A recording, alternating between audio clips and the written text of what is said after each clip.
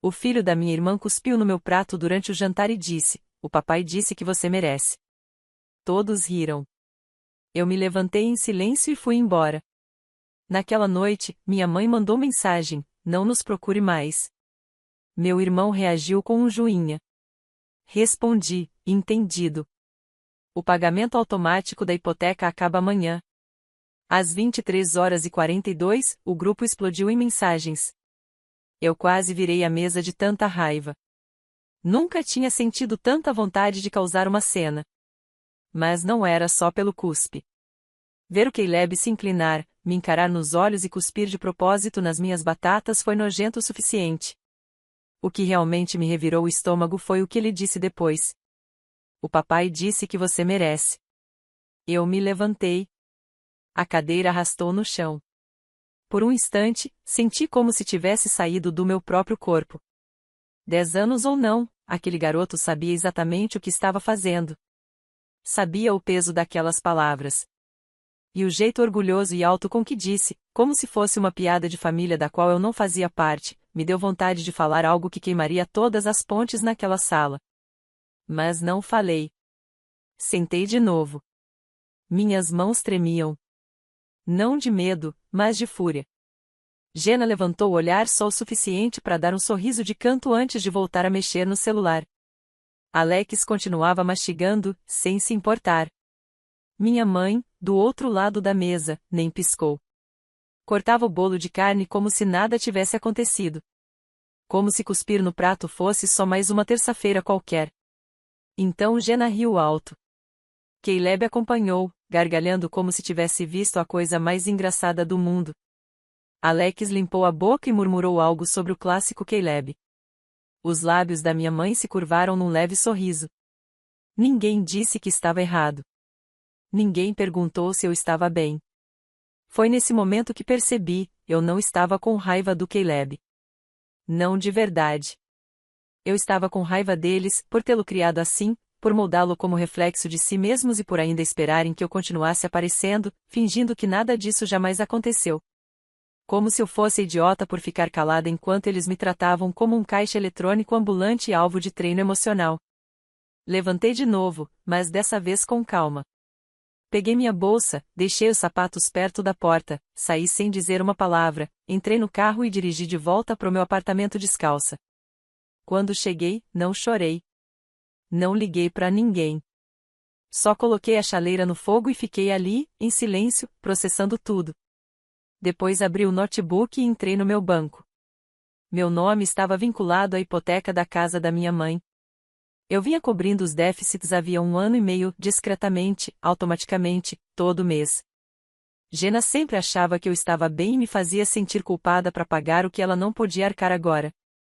Alex tinha me pedido dinheiro que eu sabia que nunca veria de volta. E, de algum jeito, mesmo tendo recebido mais apoio, mais elogios e mais amor na infância, eu era quem tinha que se sacrificar. Às 21h12, meu celular vibrou. Mensagem da minha mãe: "Não nos procure mais." Sem explicação, sem contexto, só isso. Fiquei olhando para a tela por um minuto inteiro. Depois digitei: "Entendido. O pagamento automático da hipoteca termina amanhã." Vi o grupo ficar em silêncio. Até que, às 23h42, explodiu. Primeiro foi a Jenna: "Do que você tá falando?" Depois o Alex: "Você tá brincando, né?" Aí veio minha mãe: "Não seja mesquinha, Sarah." Em seguida outra mensagem dela: "Você tá exagerando." Jenna de novo: "Você vai mesmo ferrar a própria mãe?" Logo depois, Caleb mandou um emoji rindo. Depois um chorando. Depois um de desaprovação. E então Alex mandou um joinha.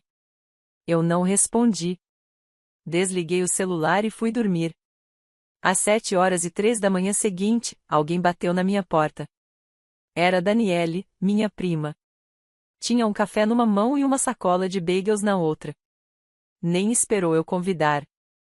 Entrou, largou os bagels no balcão e sorriu. "Demorou, hein?" Eu não disse nada. Só servi 2 canecas de café e me sentei de frente para ela. Ela tinha razão. Eu devia ter feito isso anos atrás. Daniele não perguntou o que tinha acontecido quando chegou. Só me entregou o café e repetiu: demorou.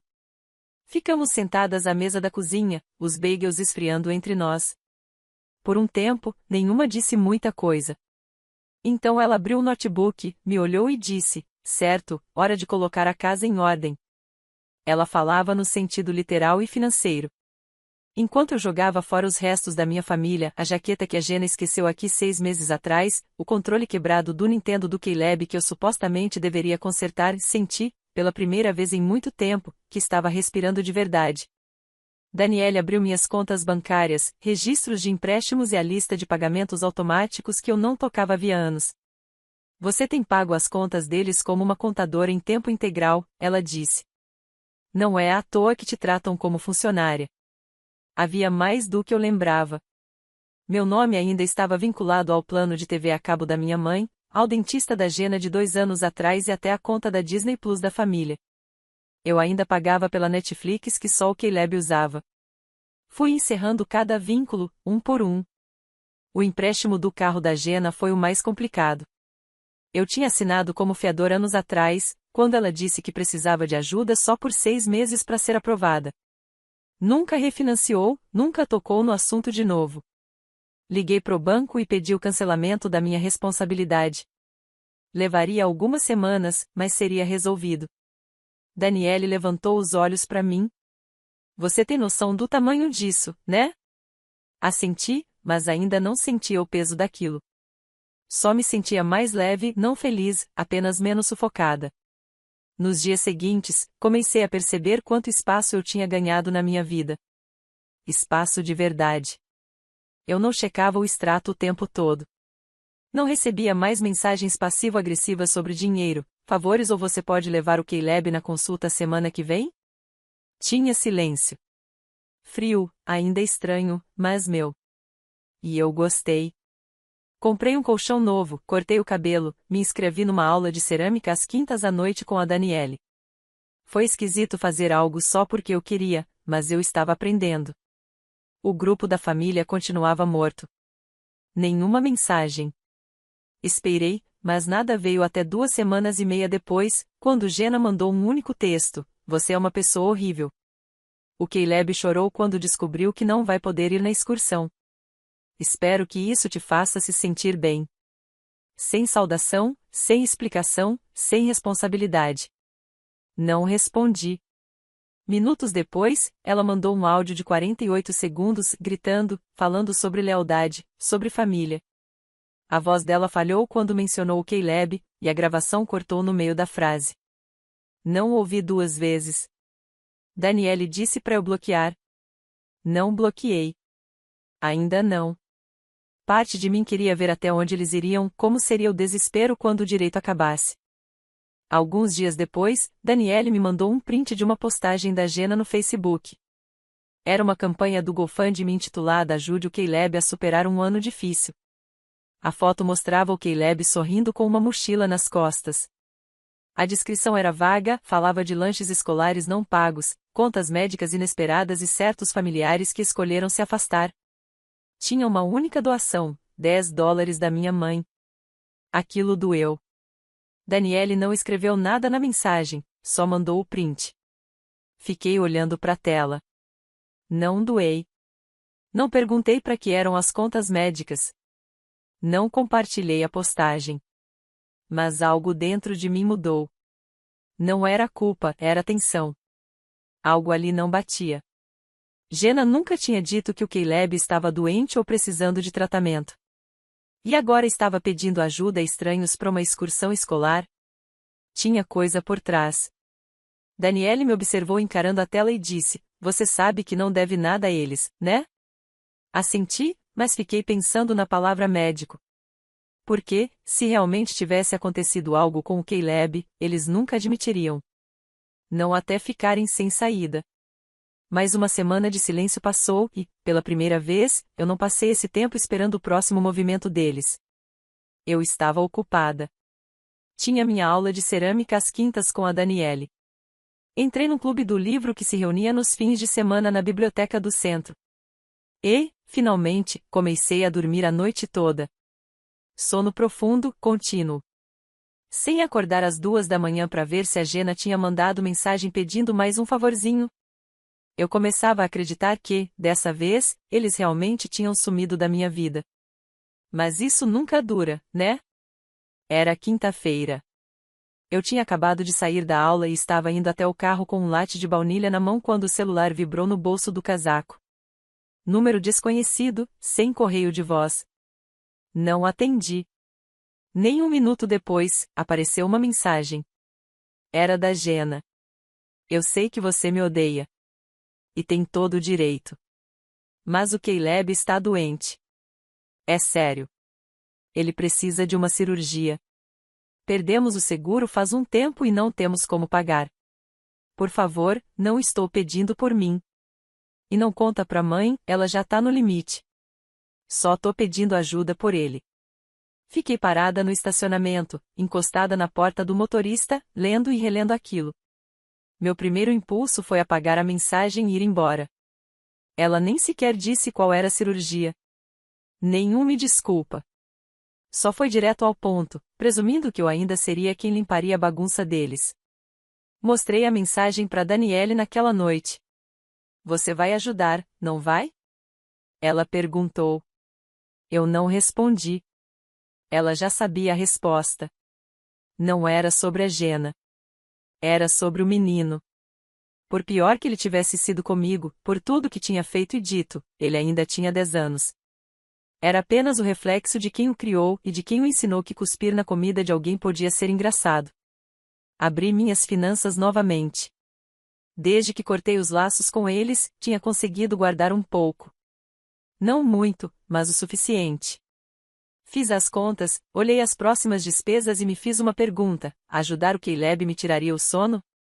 E se eu não ajudasse? Peguei o celular e mandei mensagem para Gena. Vou pagar 40%. Nem mais, nem menos. O pagamento vai direto pro hospital, não para você. Ela não respondeu na hora. 3 horas se passaram. Eu já estava na cama quando chegou a resposta. Você tá falando sério? E logo depois. Obrigada. De verdade. Obrigada. Na manhã seguinte, liguei para a clínica que ela tinha mencionado. Pedi para falar com o setor de cobrança. Não disse quem eu era, só perguntei qual era o procedimento para contribuir com uma cirurgia de paciente. Eles me explicaram tudo. O nome do Caleb estava na agenda, e sim, precisavam de um pagamento parcial até a semana seguinte para garantir a vaga. Paguei exatamente 40%.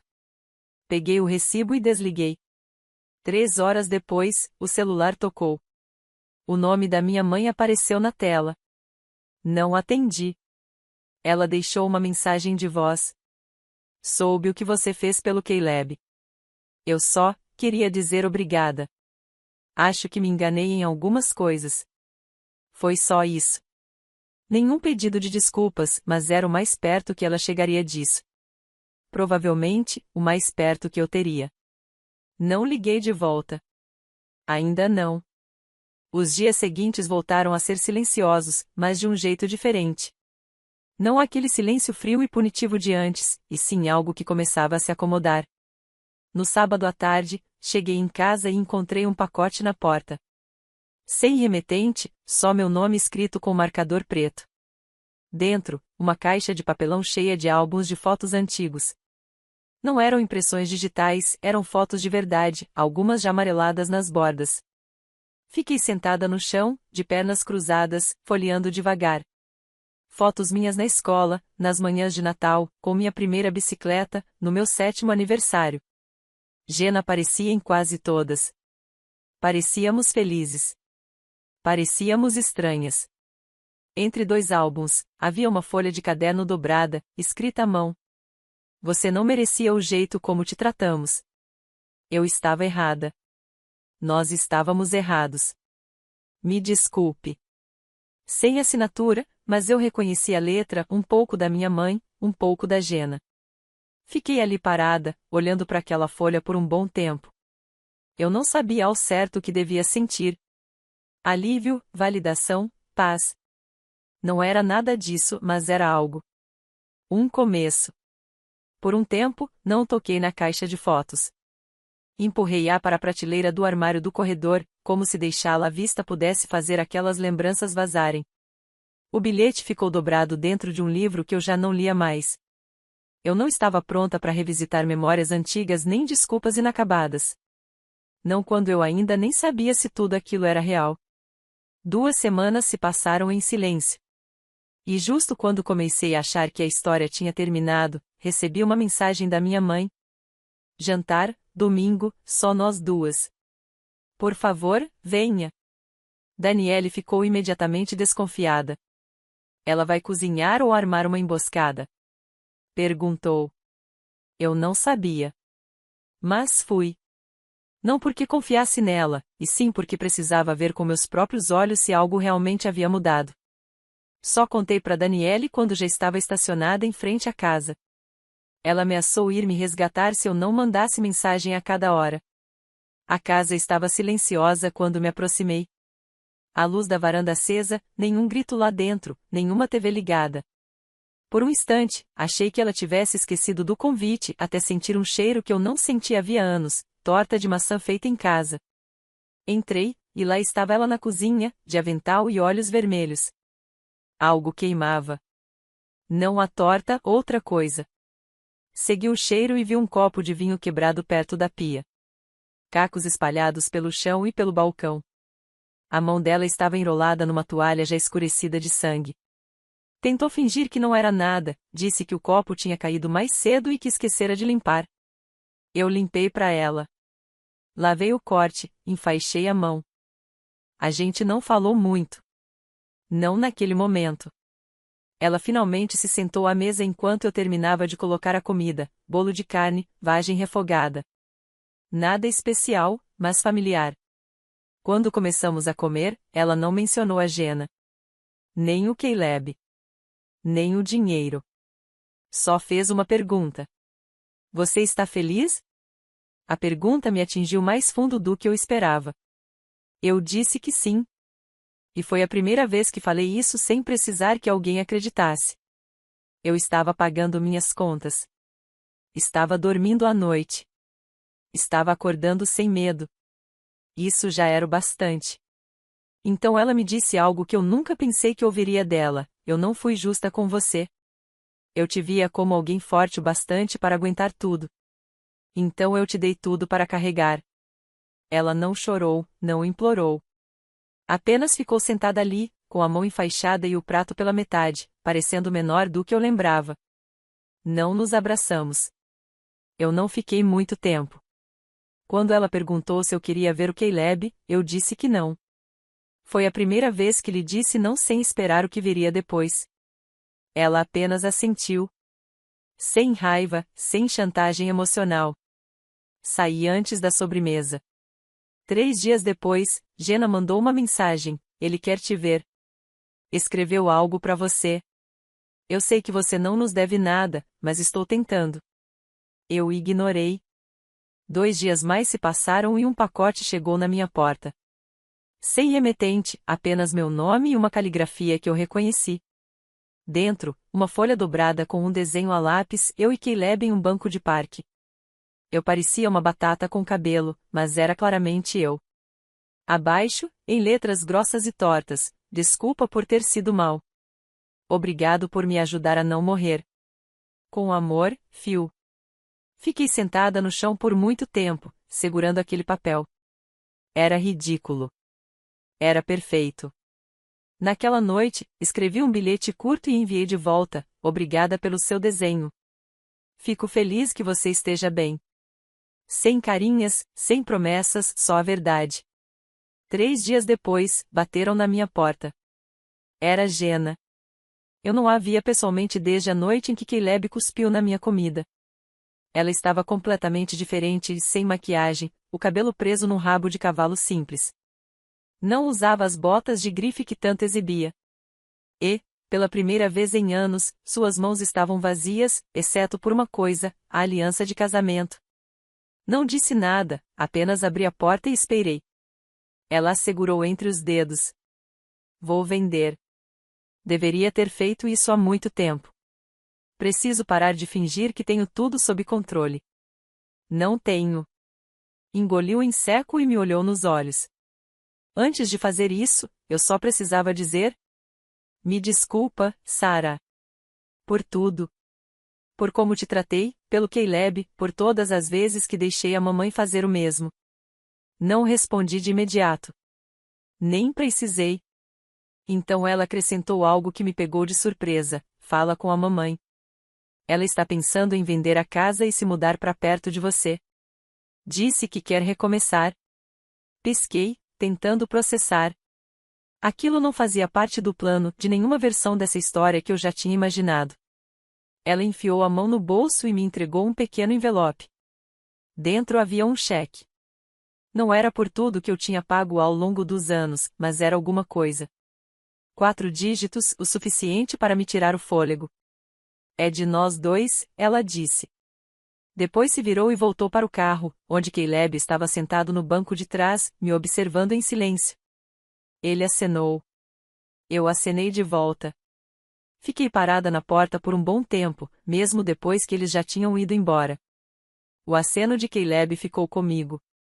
Não foi exagerado nem dramático, apenas um gesto pequeno, sincero, como se ele realmente quisesse dizer algo.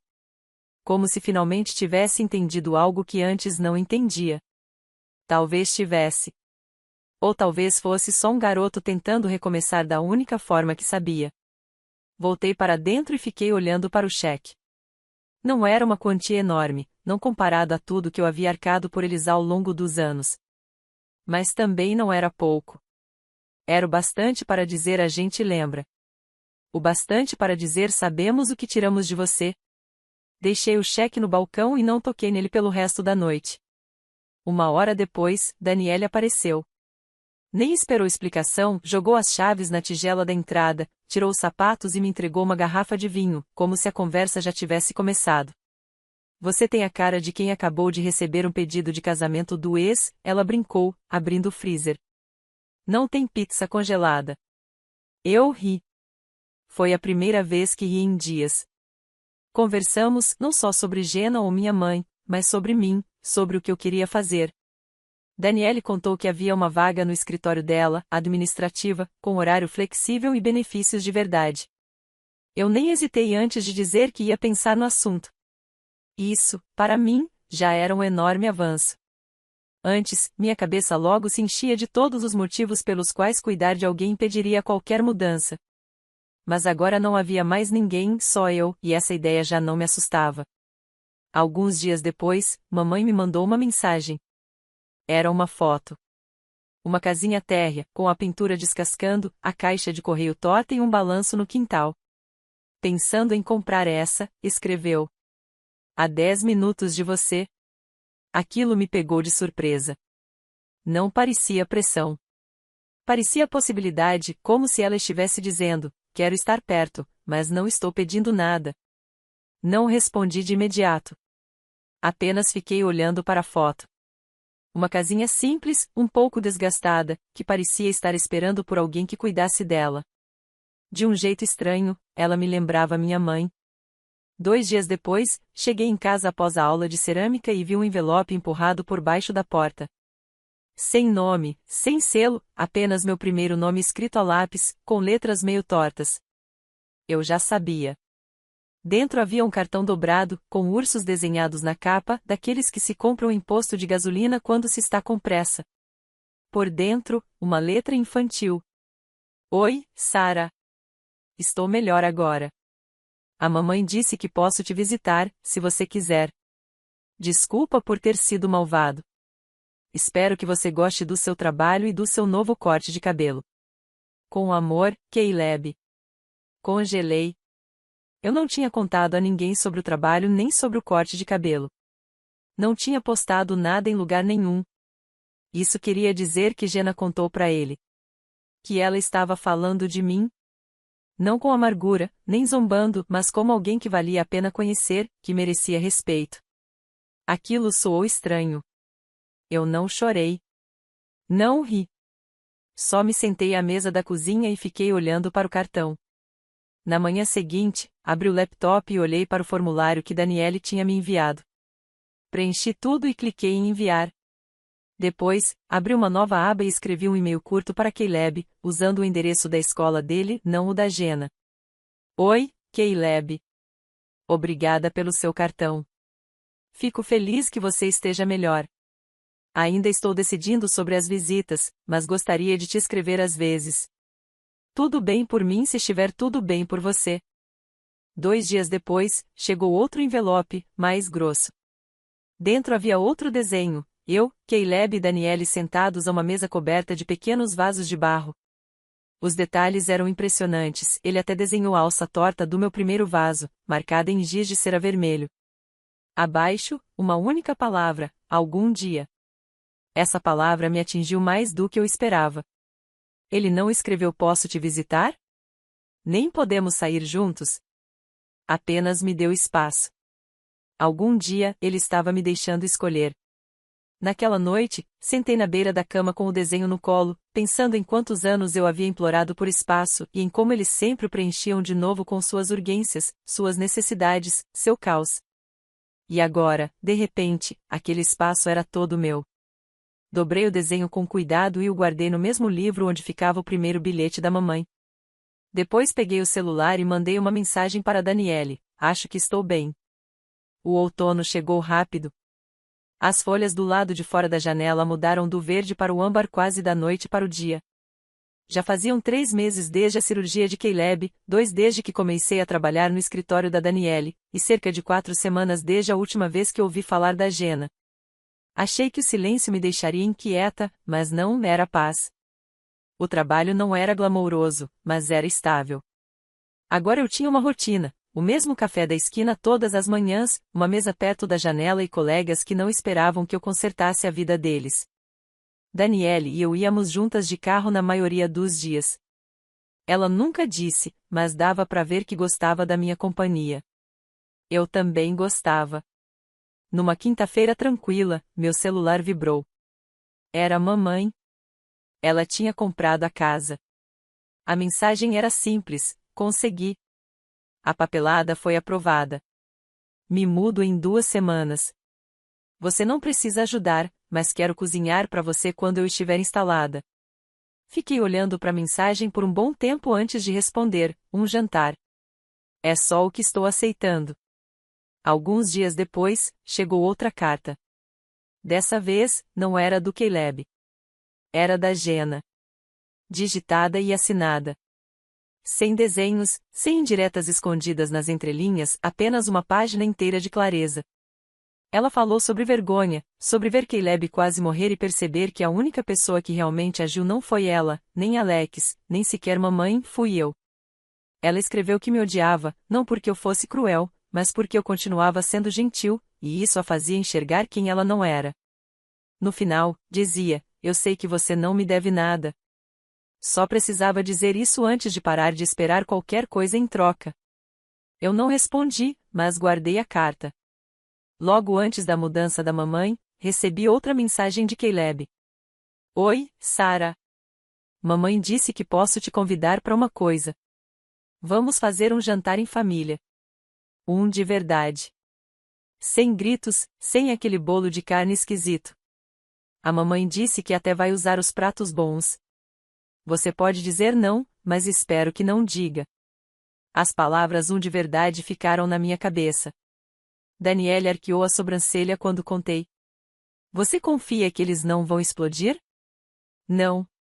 Mas confio em mim para ir embora se isso acontecer. Então eu fui.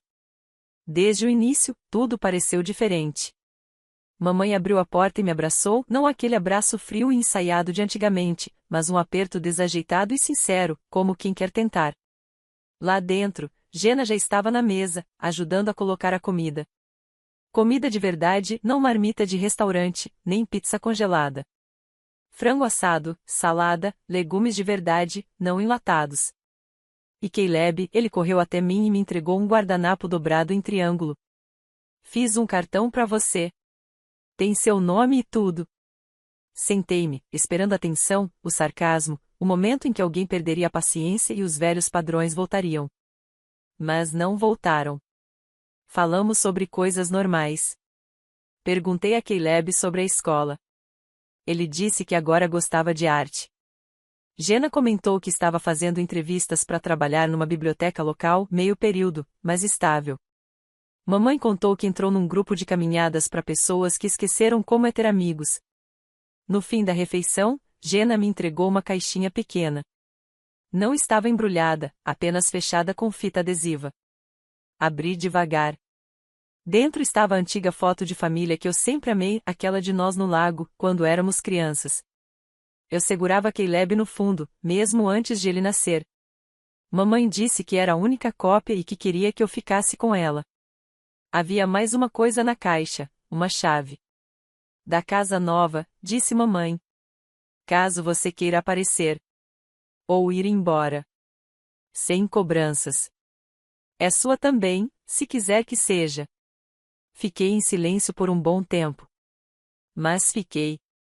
Fiquei para o café, para a torta, para aquele momento que, finalmente, parecia uma família.